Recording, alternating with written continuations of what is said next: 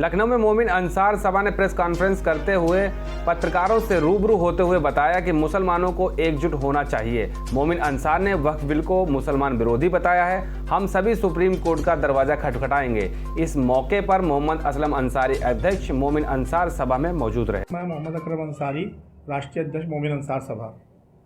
जैसा कि ये वक्फ बिल 2024 अभी जो है लोकसभा में और राज्यसभा में पास हो गया है और उसके बारे में मोमिन अंसार समाज, मोमिन अंसार सभा और तमाम पिछड़े जितने भी हमारे जो पसमानदा समाज के लोग हैं, सब लोगों की नज़र में ये जो वक्फ बिल आया है ये मुस्लिम विरोधी है।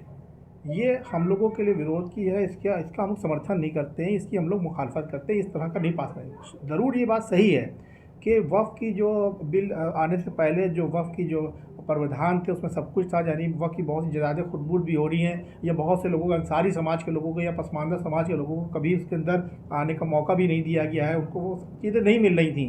तो उसके लिए एक काम ये हो सकता था कि जो प्रावधान पहले से थे उसके ज़रिए हमारे लोगों को उसका फ़ायदा पहुँचाया जा सकता था। जो उसके अंदर कुछ ऐसे प्रावधान नए नए तरीके से जोड़ दिए गए हैं जो वो हम लोग जानते हैं कि वो हम लोग के मुस्लिम के मुखालिफ हैं।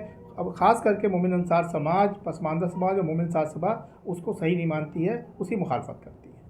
सर, पहले जब बिल का मामला आया था हर मस्जिदों में पट्टियाँ बांध करके लोग जो है बहुत ही रूस के साथ जा रहे थे, मगर जब धीरे धीरे जो है कम होता चला गया, इसकी वजह क्या रही? वो सीधी सी बात है कि हम लोग ये जब देखते हैं कि भारत के अंदर 3 तरह के लोग काम कर रहे हैं।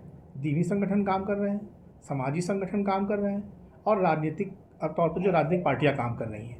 तो हम जब देखते हैं कि जब ये सब अपने अपने तौर पे अलग अलग तरीके से, बहुत सारे संगठन, सारे दीनी और समाजी संगठन अलग अलग तरीके से अपने काम कर रहे हैं, जिनमें एकजुटता की कमी है, कोई तालमेल नहीं है आपस में। इनके में तालमेल की कमी होने की वजह से ये बात आती है कि हम किसी भी तहरीक में कामयाब नहीं हो पा रहे हैं। आज सबसे पहले जो दीनी संगठन है इनको अपने सुप्रीमेंसी कॉम्प्लेक्स से बाहर आना पड़ेगा। इनको जो समाजी संगठन है उनके साथ तालमेल बैठाना पड़ेगा। जब तालमेल बैठाएंगे तो कोई इसकी रोड मैप तैयार करेंगे, तब किसी मामले में कामयाब हो सकते हैं। इससे पहले कोई कामयाब नहीं हो सकते। ये लाख कोशिश करेंगे, हर जगह फेल होंगे, ज़रूर फेल होंगे। पसमानदा समाज का जो आपका जो कौम का रहबर है, क्या स्टैंड लेंगे इसको आगे चल के? देखिए, पसमानदा समाज की जहाँ तक की बात आती है वो ये है कि जो भारत के अंदर जितने भी संगठन हैं, पसमानदा के नाम पे जो लोग भी आ गए हैं, वो लोग ये जो समर्थन कर रहे हैं। सीधी तौर पे हम ये बात जानते हैं कि जब से मोदी जी ने, हमारे जो है प्रधानमंत्री जी ने आज 4-5 साल पहले जब पसमानदा की बात की, उसके बाद से बहुत से संगठन कुकुर मुत्ते की तरह उगाए हैं, जिनका कभी इससे कोई ताल्लुक़ नहीं था। क्योंकि बहुत से लोग राजनीतिक महत्वाकांक्षा के लिए या किसी के लिए अपना उसका नाम का इस्तेमाल करने लगे, आ गए समर्थन में। लेकिन मौजूदा वक्त में भारत के अंदर अंसारी समाज, पसमानदा समाज और जो है हमारा मोमिन अंसार सभा इस बात पे यकीन करती है कि हम लोग को एकजुटता के साथ काम करते हुए, और जो ये वक्फ बिल है या इसके जैसे ऐसे कानून आ रहे हैं ये नहीं आना चाहिए।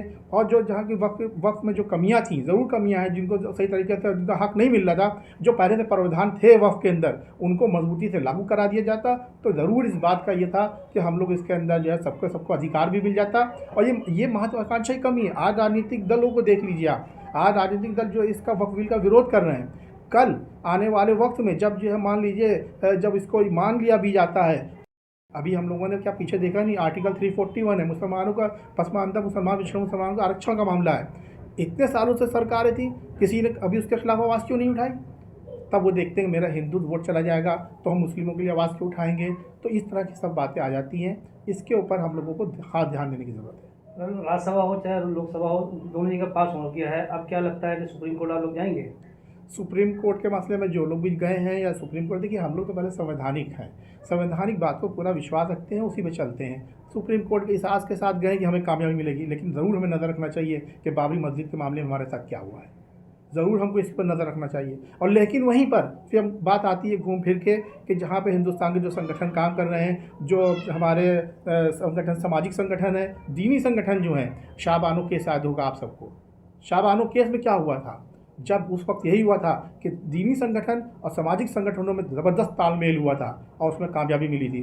जब तक कि इस तरह से सब लोग एकजुट नहीं होंगे तब तक किसी को कामयाबी नहीं मिलेगी। इसके लिए एकजुट होना पड़ेगा। बहुत अहम सवाल ये है कि सर जो है जिस तरह से भी लोग इसको बिल को जो है कोई लोग, बहुत लोग ऐसे लोग हैं जो उसको समर्थन दे रहे हैं, कहीं ना कहीं पटाखे भी लगाए जा रहे हैं, बहुत ऐसे मुसलमान हैं लड्डू भी बांटे जा रहे हैं। क्या लगता है कि संगठन क्या बीजेपी ला रही है या ऐसे लोगों को जो है तैयार करके लड्डू बंटवा रही है? कैसे दिखते हैं? बहुत बड़ी देखिए ऐसा है कि बहुत से लोगों को महत्वाकांक्षाएँ होती हैं कि ऐसा मौका मिला है, हम किस तरह से इसका फ़ायदा उठा पाएँ। उन महत्वाकांक्षा, राजनीतिक महत्वाकांक्षा के तहत ये सब काम हो रहा है, जिनके पीछे कोई जनाधार नहीं। हमने कहा, जैसे पहले अर्ज़ किया आपके सामने, कि जिस तरह जब से मोदी जी ने, माननीय प्रधानमंत्री जी ने जब से पसमानदा की बात करी, तो कुकुर मुत्ते की तरह पसमानदा संगठन जो उगाए हैं, जिनका कोई भी जनाधार नहीं, कुछ नहीं है, पर राजनीतिक महत्वाकांक्षा के तहत ये सब बात वही बात करने का काम करते हैं। कुमाऊं फिरा के बाद यही सामने नजर आ रही है कि जो है एकजुट होना बहुत ज़रूरी है।